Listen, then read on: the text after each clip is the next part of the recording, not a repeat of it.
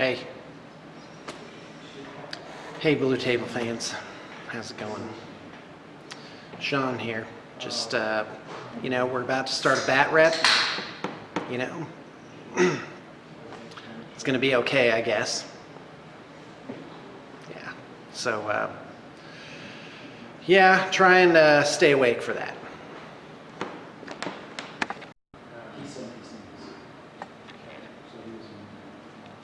Hey, Blue Table fans, strap on your kiddie pool pontoons and take your motion sickness pills, because it's time for a BTP bat rep.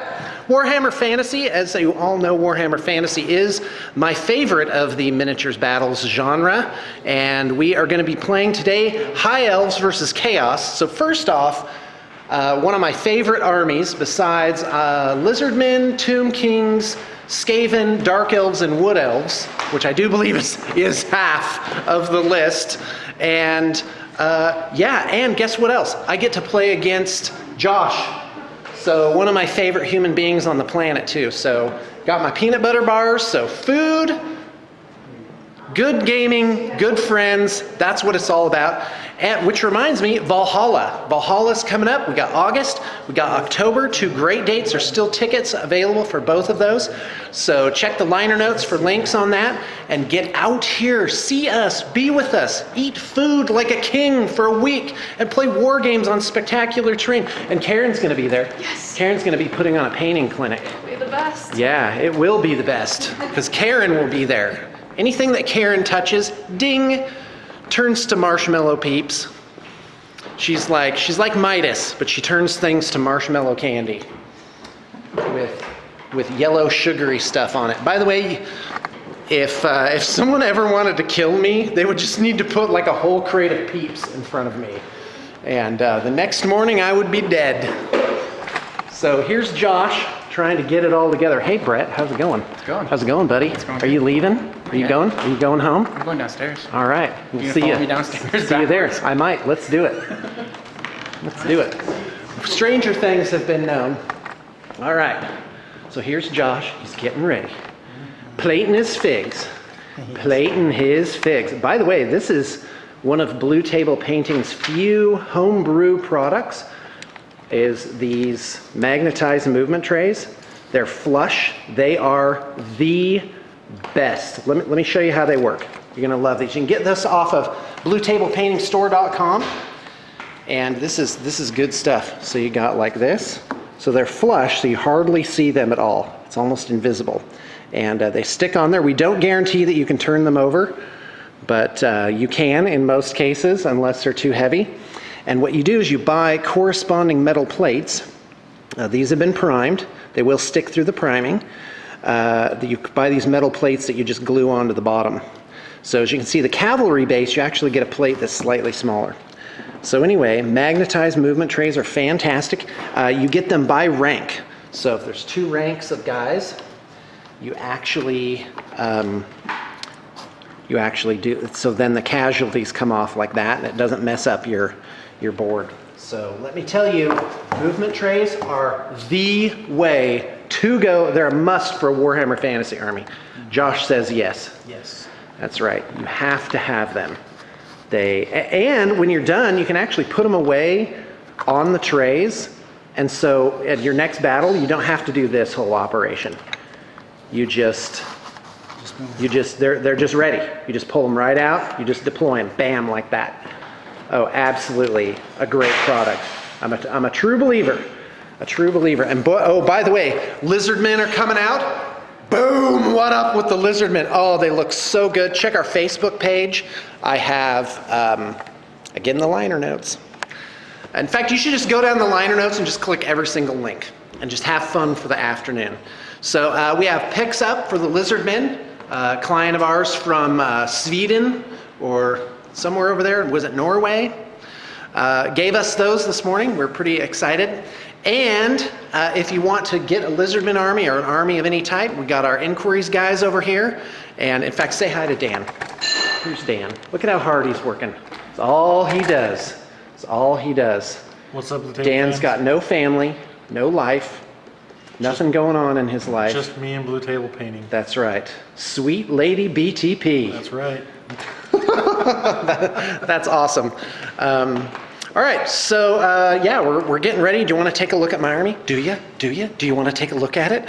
Because I do. Let's roll. All right, here's my High Elves. I've got 25 Illyrian Reavers as core. I am about 130 short for my core requirement, and we're just looking over that this time until I can fix it. Something I just realized. Now, a Fireheart Phoenix. This guy's awesome, makes me happy inside. Okay, Phoenix Guard, got 29 of them with 3 heroes in there. I'm running this guy as Kara Dryon. This guy is a BSB, and he just has dragon armor, a longbow and such, and a 4th level wizard, and I'm using the new Alariel figure, which I absolutely adore for that one.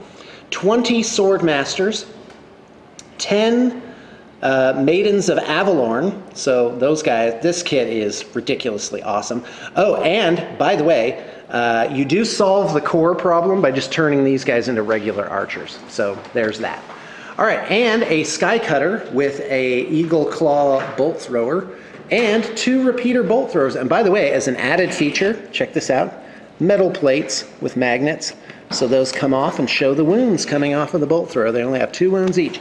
And I have some guys sitting out. This is a martial hero with sword and shield, a 21st sword master. We've got the Isle of Blood Archmage, which is an awesome fig, and an oddball Phoenix Guard. And I just didn't quite have points enough to put those guys in. So anyway, that is my army. It's 2,500 points. So this army, if you reconfigured it and added some core to it, you could easily get to 3,000 with it. And I can't wait to hit the board. High Elves are I'm going to say a relatively defensive army the way I have it set up. Everything's defensive. The lore that I picked is defensive. So it's hard as nails. And Phoenix Guard are that way, and then something else, some magic items that I got are also defensive. So I'm up against Chaos, who are they're just brutal. I'm going to have basically a wave of hideousness charging across towards me. And boy, it is not going to be awesome fun. We'll see if the High Elves can save the day. All right, so Josh is still getting ready. So let's go ahead and take a look at the different roles that my army has to fulfill.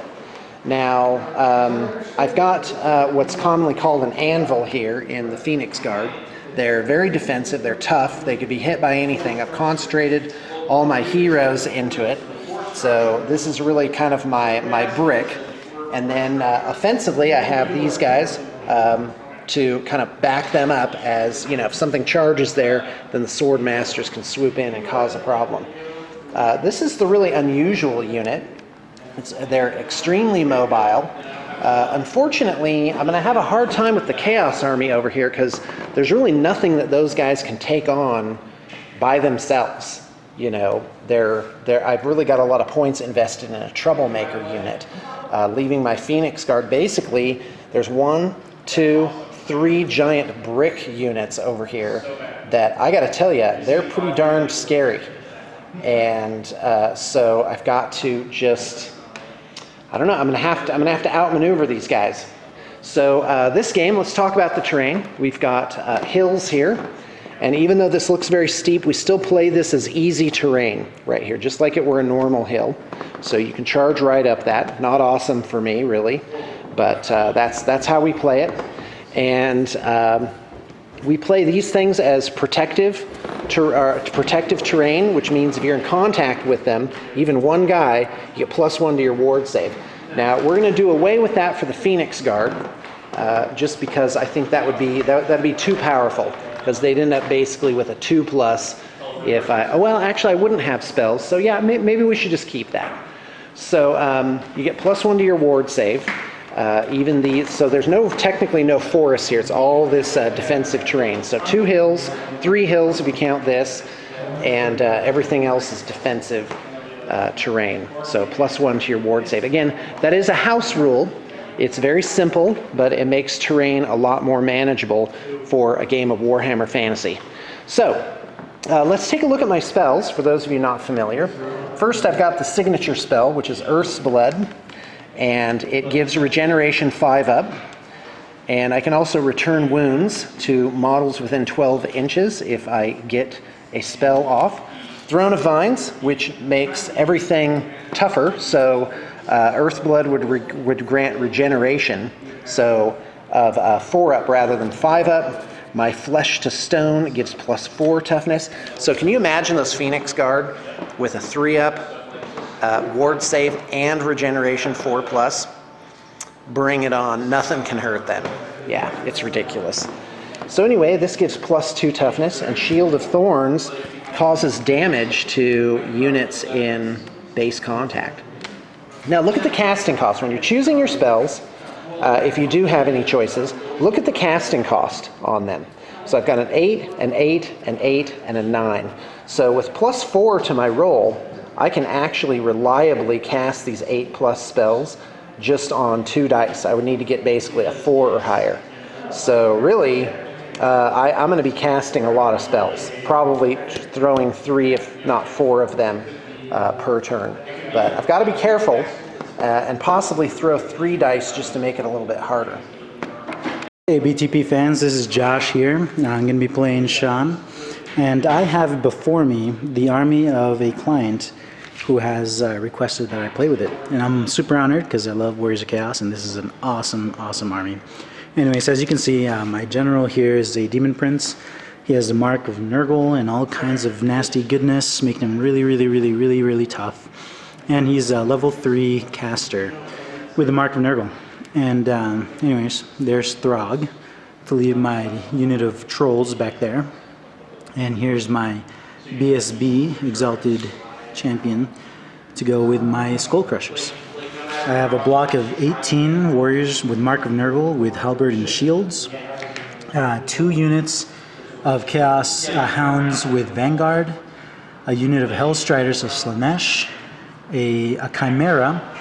This is a counts as Chimera conversion that we came up with, and of course a Gorebeast Chariot with the Mark of Nurgle.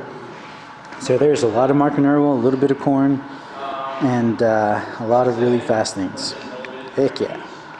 Welcome to my lair.